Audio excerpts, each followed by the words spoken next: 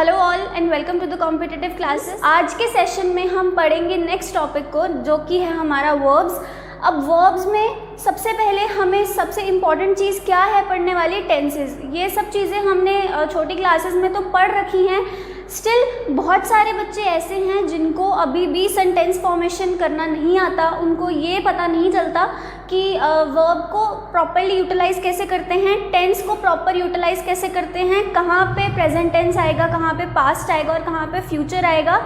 तो हमारा मोटिव सिर्फ एग्ज़ाम को क्लियर करना नहीं है, बल्कि जब आप एग्ज़ाम को क्लियर करके आगे अपने पोजीशन पर जाते हो तो आपको इंग्लिश की इतनी नॉलेज होनी चाहिए कि आप बिना किसी ग्रामेटिकल मिस्टेक के उसको यूज़ कर सको। तो इसलिए पहले हम बेसिक्स पढ़ेंगे, बेसिक्स के बाद उन बेसिक्स को क्वेश्चंस में कैसे यूज़ करना है उसको पढ़ेंगे। सबने सिलेबस तो देखा होगा, सिलेबस में मैंने आपको बताए थे टॉपिक्स। अब आपने देखा होगा कि इसमें वर्ब नाम का कोई टॉपिक नहीं है, बट टॉपिक्स क्या हैं? Correction of the sentence, error detection, या फॉर्मेशन ऑफ अ सेंटेंस, या दो सेंटेंसेस को कैसे जोड़ा जाए। तो इन सब टॉपिक्स को करने के लिए आपको बेसिक टॉपिक्स की नॉलेज होनी चाहिए कि वर्ब अगर हम पढ़ा है हमने तो टेंस को प्रॉपरली यूज़ कैसे करना है, नाउन पढ़ा है तो नाउन के साथ क्या चीज़ें यूज़ हो सकती हैं, क्या चीज़ें यूज़ नहीं हो सकती। तो आप ये सोच के मत पढ़ो कि मैं तो आपको बेसिक्स पढ़ा रही हूँ तो आपको फ़ायदा कोई नहीं है। पहले बेसिक्स पढ़ोगे, उसके बाद उन बेसिक्स को कैसे अपने टॉपिक्स में यूटिलाइज करना है आपको वो अंडरस्टैंड करना है। तो वर्ब्स में सबसे पहले आज हम क्या पढ़ेंगे? टेंसेस। टेंसेस को हम हिंदी में क्या बोलते हैं? टेंस को काल। टेंस क्या होता है? किसी भी एक्शन के करने का टाइम। ठीक है, कोई भी एक्शन जो है वो किस टाइम पे हुआ, किया किसने? बाय अ सब्जेक्ट और around a subject.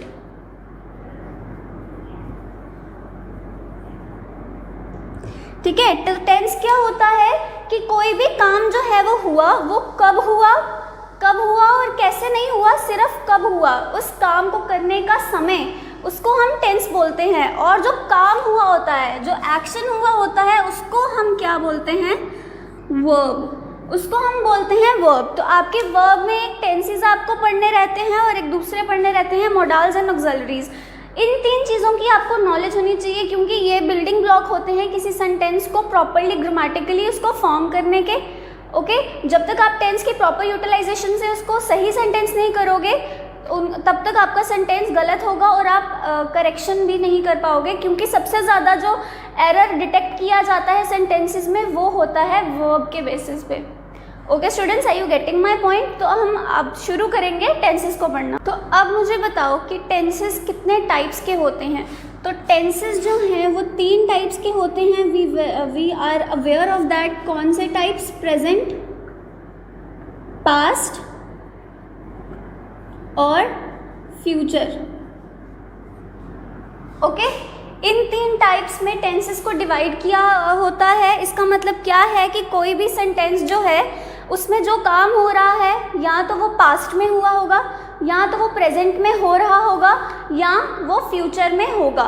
In 3 times के अलावा हमारे पास कोई चौथा टाइम जो है वो एग्जिस्ट नहीं करता है। अब हम ये पढ़ेंगे आगे कि कौन से टेंस की फॉर्मेशन जब सेंटेंस में होती है तो वो कैसे होती है। मतलब अगर मैं बात कर रही हूँ प्रेजेंट की, तो प्रेजेंट टेंस को यूज़ करते हुए हम सेंटेंस को कैसे बनाते हैं, पास्ट टेंस को यूज़ करते हुए सेंटेंस को कैसे बनाते हैं, और फ्यूचर टेंस को यूज़ करते हुए सेंटेंस को कैसे बनाते हैं। तो ये टाइप्स है हमारी 4 प्रेजेंट टेंस की। प्रेजेंट टेंस को हम 4 भाग में डिवाइड करते हैं। फर्स्ट इज़ प्रेजेंट इंडेफिनाइट, जिसको हम सिंपल प्रेजेंट टेंस बोलते हैं।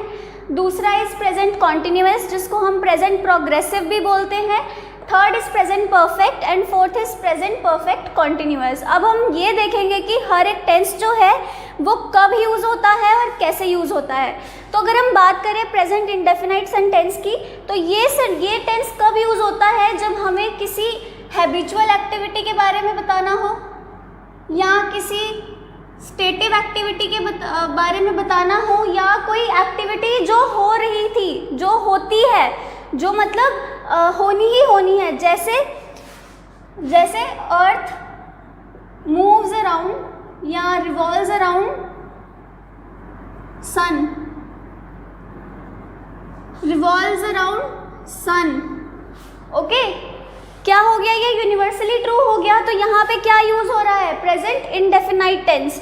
उसके बाद एक और सेंटेंस जैसे मैं ले लेती हूँ, I go to school every day.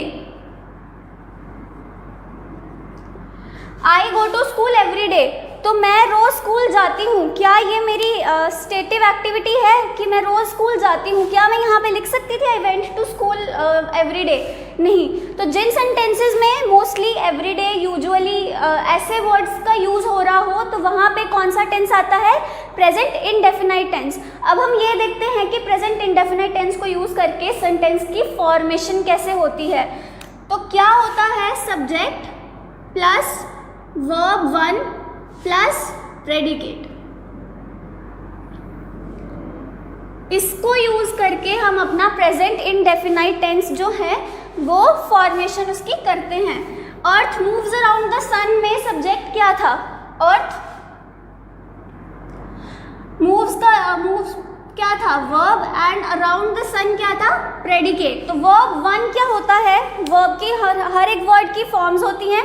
आपको उन 3 फॉर्म्स को याद रखना है, जैसे कि गो की सेकंड फॉर्म क्या होती है, वेंट. थर्ड फॉर्म क्या होती है, गॉन. तो आपको सबसे पहले तो क्या करना है, ऐसे वर्ड्स जो मोस्टली यूज होते हैं हमारे सेंटेंसेस में, उसकी आपको तीनों फॉर्म्स जो हैं वो लर्न करके रख लेनी है. ओके, जैसे गो वेंट गॉन हो गया, या मूव्ड मूव्ड हो गया. ऐसे करके आपको तीनों जो फॉर्म्स हैं वर्ब्स की, जो कॉमन वर्ब वर्ड्स हैं, वो आपको पता होने चाहिए.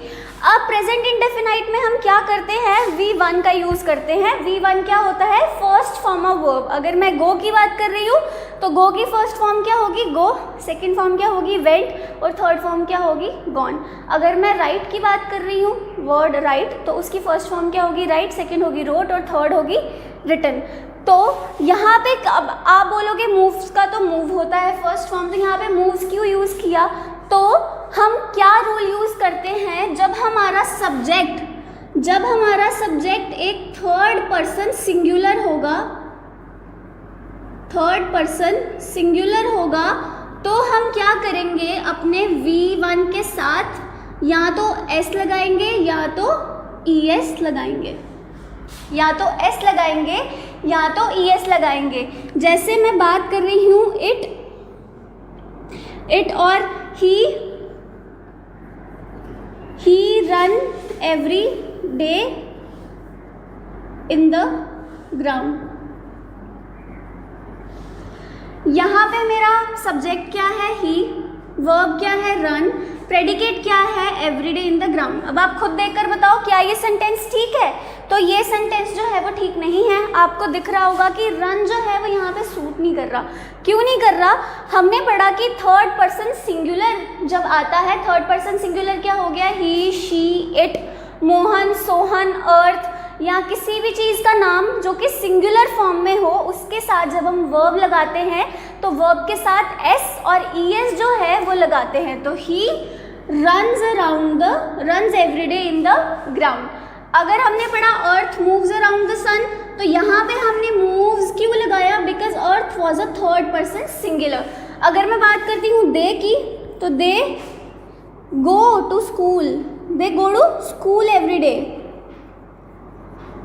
दे go to school every day. यहाँ पे तो हम ES नहीं लगा रहे. क्यों नहीं लगा रहे, क्योंकि यह थर्ड पर्सन नाउन जो है वो नहीं है. Third person, again third person first person में क्या आते हैं, आई, वी, ये आते हैं. सेकंड फॉर्म में क्या आते हैं, यू, योर, ये आते हैं. और थर्ड फॉर्म में बाकी के जितने भी रिमेनिंग जो नाउन्स प्रोनाउंस हैं वो सारे किस में आते हैं, थर्ड पर्सन में आते हैं. और थर्ड पर्सन सिंगुलर के साथ जो सेंटेंस शुरू हो रहा हो, उसके साथ जो टेंस यूज होता है वो first form of verb plus S और ES की फॉर्म में यूज होता है. तो ये हमारा प्रेजेंट इंडेफिनाइट टेंस हो गया.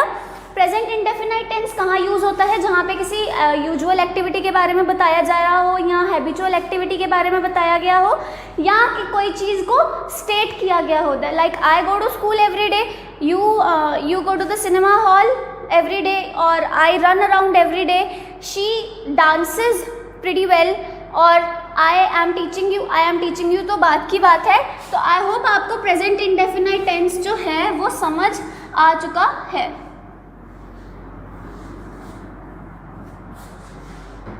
तो नेक्स्ट हमारा आता है present continuous tense. Present continuous tense कहाँ यूज़ होता है? किसी एक्शन को इंडिकेट करने के लिए जो कि अभी भी हो रहा हो, अभी भी क्या कर रहा हो, अभी भी हो रहा हो, जो कोई ऑनगोइंग एक्टिविटी के बारे में हमें जिससे इंफॉर्मेशन मिल रही हो जिस सेंटेंस में, उसमें हम क्या यूज़ करते हैं? Present continuous. सबसे पहले इसका सेंटेंस स्ट्रक्चर देख लेते हैं। तो सेंटेंस स्ट्रक्चर इसका है subject plus is, am, are plus first form of verb plus ING plus predicate. Subject plus is, am, are plus V1 plus ING plus predicate. Okay, common से example ले लेती हूँ। I am teaching you English. I am teaching you English. अब मुझे बताओ इसमें subject क्या हो गया? सब्जेक्ट हो गया आई, टेंस क्या हो गया? Am teaching. क्या हो गया? Tense am teaching. और प्रेडिकेट क्या हो गया? You English. तो अगर आप पहले हिंदी में इसको कन्वर्ट, जिस भी सेंटेंस का आपको मतलब समझना है या आपको पता ना चले कि करेक्ट फॉर्म है या इनकरेक्ट है, तो उसको आपको क्या करना है? उसको आपको हिंदी में कन्वर्ट करके देख लेना है। I am teaching you in the class. Okay, यहाँ I am teaching you English. तो इसमें क्या, इसको हिंदी में कन्वर्ट करेंगे तो क्या आएगा? मैं आपको इंग्लिश पढ़ा रही हूँ। तो जिन सेंटेंसेस में रहा हूँ, रही हूँ, रहे हो यूज़ होता है, वहाँ पे कौन सा टेंस यूज़ हुआ होता है? Present continuous tense. Present continuous tense का स्ट्रक्चर क्या रहेगा? Is, am, are plus first form of verb plus I N G. Like for example I am going to complete this task tomorrow. I am going to complete this task tomorrow. am going क्या रहे यहाँ पे? Present continuous tense to complete this task tomorrow. कि अब यहाँ इसको अगर आप हिंदी में कन्वर्ट करोगे तो क्या आएगा? मैं इस टास्क को कल कंप्लीट करने वाली हूँ। अब यहाँ पे रहा हूँ जो है वो यूज़ नहीं हो रहा। तो आपको क्या लग रहा है कि सेंटेंस गलत है? तो नहीं, हर सेंटेंस को ज़रूरी नहीं है वहाँ पे एक ही टेंस यूज़ हो रहा हो। अगर मैं बोल रही हूँ कि I am going to complete this task tomorrow, तो मैं इसको ऐसे भी लिख सकती हूँ, I will complete this task tomorrow. Complete this task tomorrow. इस सेंटेंस और इस सेंटेंस का मीनिंग जो है वो बिल्कुल सेम है, बट ये सेंटेंस जो है ये फ्यूचर टेंस में है और ये सेंटेंस जो है प्रेजेंट कॉन्टिन्यूअस टेंस में है। तो यहाँ से हमें पता चलता है कि ऐसे भी कुछ सेंटेंसेस हैं जो ऑनगोइंग एक्टिविटी के बारे में नहीं बताते, बट फ्यूचर में होने वाली घटना के बारे में हमें पहले से बताते हैं, और वहाँ पे प्रेजेंट कॉन्टिन्यूअस टेंस जो है वो यूज़ होता है। ये ज़्यादा आपको यूज़ नहीं करना है, बट आप इस सेंटेंस को ऐसे लिखो या ऐसे लिखो, वो दोनों तरीके से चलेगा, बट जो स्ट्रक्चर फॉर्मेशन होती है सेंटेंस की वो हमेशा ये रहती है, that is subject plus verb plus is, am, are plus verb और first form of verb plus ING plus predicate. आपको ये बात याद रखनी है कि आईएनजी जो है वो कभी भी वर्ब की सेकेंड या थर्ड फॉर्म के साथ नहीं लगता। ओके, जहाँ पे भी आप आईएनजी वाले वर्ड्स लगा रहे हो वहाँ पे कभी भी आप सेकेंड या थर्ड फॉर्म नहीं लगाओगे। अब आप गो की बात करते हो, गो, वेंट, गॉन, तो क्या आपने कभी वेंटिंग सुना है या गॉनिंग सुना है? नहीं, हमने हमेशा गोइंग सुना है, हमने हमेशा राइटिंग सुना है। तो आपको इस चीज़ का ध्यान रखना है, आपको स्ट्रक्चर फॉर्मेशन की हमेशा ध्यान रखनी है, और कोई चीज़ इसमें इम्पॉर्टेंट नहीं है। नेक्स्ट पे आते हैं, तो नेक्स्ट है हमारा प्रेजेंट परफेक्ट टेंस। तो प्रेजेंट परफेक्ट में क्या आता है? प्रेजेंट परफेक्ट उन एक्शंस को बताने के लिए यूज़ किया जाता है जो ऑलरेडी हो चुके हैं। उसके बाद इनकी पहले इसके देखते हैं कि सेंटेंस स्ट्रक्चर क्या होता है। सेंटेंस स्ट्रक्चर होता है इसका subject plus has, have plus third form of verb plus predicate. सबसे इम्पॉर्टेंट चीज़ है आपकी कि आपको इस टेंस को सेंटेंस फॉर्मेशन के टाइम पे किस तरह यूज़ करना है। तो has have plus third form of verb plus predicate. तो कौन से एक्शंस जो ऑलरेडी हो चुके हैं बट उनका इफेक्ट जो है वो प्रेजेंट में अभी भी दिख रहा है। फॉर एग्जाम्पल देखते हैं। For example, I have completed my task. I have completed my task, मैं अपना काम पूरा कर चुकी हूँ। तो क्या वो सेंटेंस जो एक्शन है वो कंप्लीट हो चुका है? जी हाँ, वो कंप्लीट हो चुका है। They have cleaned their house.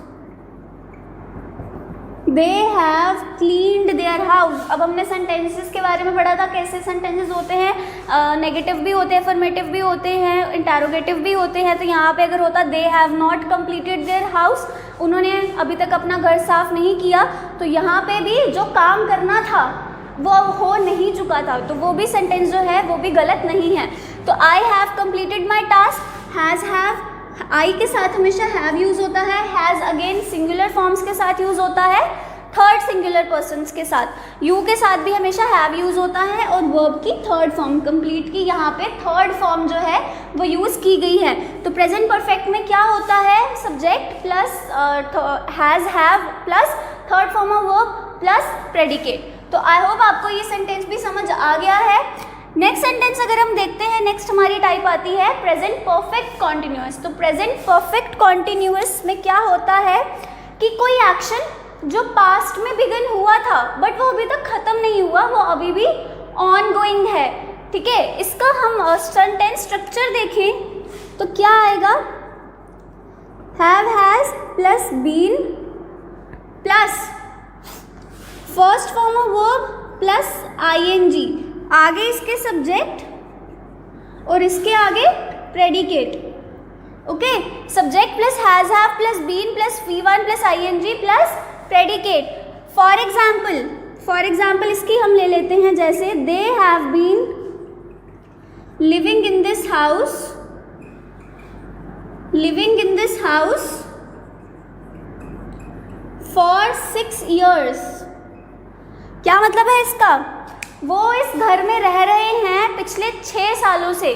क्या उनका रहने का काम खत्म हो गया? नहीं, वो रहना उन्होंने शुरू किया था पास्ट में और अभी तक वो चलता जा रहा है। तो ऐसे सेंटेंसेस में आपको क्या यूज़ करते हैं हम? Has have plus been plus first form of verb plus ING plus predicate. Again जहाँ पे भी आईएनजी लगेगा वो आपको हमेशा फर्स्ट फॉर्म के साथ लगाना है, किसी और फॉर्म के साथ नहीं लगाना है। उसके बाद हम इसकी बात करते हैं फॉर 6 years की।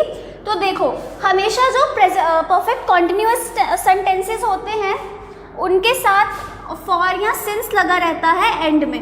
ठीक है, कई सेंटेंसेस में आप देखोगे फॉर लगा होता है और कई सेंटेंसेस में आप देखोगे कि सिंस लगा होता है। ऐसा क्या है? फॉर यूज़ करते हैं हम जब हमारे पास कोई एक एग्जैक्ट टाइम ना हो, और सिंस हम यूज़ करते हैं एग्जैक्ट के लिए। एग्जैक्ट मतलब इस दिन से शुरू किया। अब 6 सालों से शुरू किया तो ऐसा तो नहीं है कि 6 साल आज ख़त्म हुए। अगर आज हम बात कर रहे हैं 14 जुलाई की, तो मैं 6 साल पहले की पूरे बात कर रही हूँ कि 14 जुलाई 2014 में जो उन्होंने रहना स्टार्ट किया। नहीं, मैंने डायरेक्टली बताया कि वो 6 साल से यहाँ रह रहे हैं। अब मुझे नहीं पता 6 साल के से कुछ महीने कम या 6 साल से कुछ महीने ज़्यादा, तो यहाँ पे मैंने फॉर लगा दिया। अगर मैं बात करती कि वो मंडे से यहाँ रह रहे हैं, या 6 PM से यहाँ रह रहे हैं, या जनवरी से यहाँ रह रहे हैं, तो इन कंडीशंस में क्या आता है? सिंस। जहाँ पे मुझे कोई डेफिनेट टाइम बताया हो, डेफिनेट एग्जैक्ट टाइम बताया हो, एग्जैक्ट मंथ बताया हो, एग्जैक्ट डेट बताई हो, वहाँ पे मेरा क्या यूज़ होगा? सिंस। और जहाँ पे मुझे इंडेफिनाइट चीज़ के बारे में बताया हो, वहाँ पे मेरा क्या यूज़ होगा? फॉर। ये करेक्शन जो है वो बहुत बार पेपर्स में पूछी जाती है, ये हमें छोटी क्लासेस में हमने पढ़ा रहता है, बट हम इसको यूज़ करना नहीं आगे कंटिन्यू करते और इसलिए हमारी इंग्लिश की तबाही हो जाती है। तो इस चीज़ों को आपको याद रख के इन चारों टेंसेस को आपको याद करना है। अगेन प्रेजेंट, इंडेफिनाइट और सिंपल प्रेजेंट, इसमें क्या यूज़ होता है, subject plus first form of verb plus predicate. अगर सब्जेक्ट आपका थर्ड पर्सन सिंगुलर है तो फर्स्ट फॉर्म ऑफ वर्ब के साथ आप एस या ई एस लगाओगे and then we will add our predicate. Next आता है हमारा प्रेजेंट कॉन्टिन्यूअस। प्रेजेंट कॉन्टिन्यूअस में हम क्या यूज़ करते हैं, subject plus is am are plus first form of verb plus I N G plus predicate. जैसे I am going to school, am use हुआ, गो के साथ आई एन जी यूज़ हुआ एंड आगे आ गया हमारा प्रेडिकेट। उसके बाद आता है हमारा present perfect tense. Present perfect में हम हैज़ और हैव यूज़ करते हैं अकॉर्डिंग टू द सब्जेक्ट कि सिंगुलर है या प्लूरल है। दे होगा तो हैव यूज़ होगा, आई होगा तो हैव यूज़ होगा, यू के साथ हैव यूज़ होगा, अगेन थर्ड पर्सन सिंगुलर के साथ हैज़ यूज़ होगा और फिर third form of verb plus predicate. उसके बाद आता है हमारा present continuous, present perfect continuous. Present perfect continuous तब लगता है जब कोई काम जो है वो पास्ट में शुरू हो चुका हो बट वो अभी भी ऑनगोइंग चल रहा हो। वहाँ पे हम क्या यूज़ करते हैं, हैज़ हैव यूज़ करते हैं प्लस बीन यूज़ करते हैं plus first form of verb plus I N G use करते हैं प्लस अपना predicate. Like they have been living in this house for 6 years or I have been working on this project since 2 o'clock in the morning.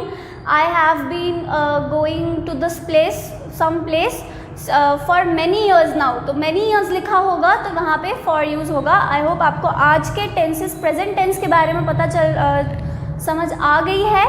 Okay, आपको basics पता होने चाहिए tenses के, ताकि जब आपको करेक्शन करने के लिए दी जाए सेंटेंसेस में तो आप अपने टेंसेस में कोई भी गड़बड़ी ना करो। और आई होप आप जो कमेंट्स या जो भी हमको मैसेजेस लिख रहे हैं, अगर वो आप इंग्लिश में लिख रहे हैं तो अब आपकी टेंसेस में कोई भी जो है वो डिफ़िकल्टी आपको नहीं आएगी। आई होप आप अब इसे प्रॉपरली यूटिलाइज करोगे। नेक्स्ट लेक्चर में हम पास्ट टेंस और फ्यूचर टेंसेस के बारे में पढ़ेंगे और देन हम सेंटेंसेस को करेक्ट करेंगे, उसकी प्रैक्टिस करेंगे कि वो कैसे की जाती है। तो आज के लेक्चर में बस इतना ही। अगर कोई डाउट है तो आप हमें कमेंट करके पूछ सकते हो या व्हाट्सएप पे भी आप क्वेरी अपनी डाल सकते हो। तो thank you so much for watching.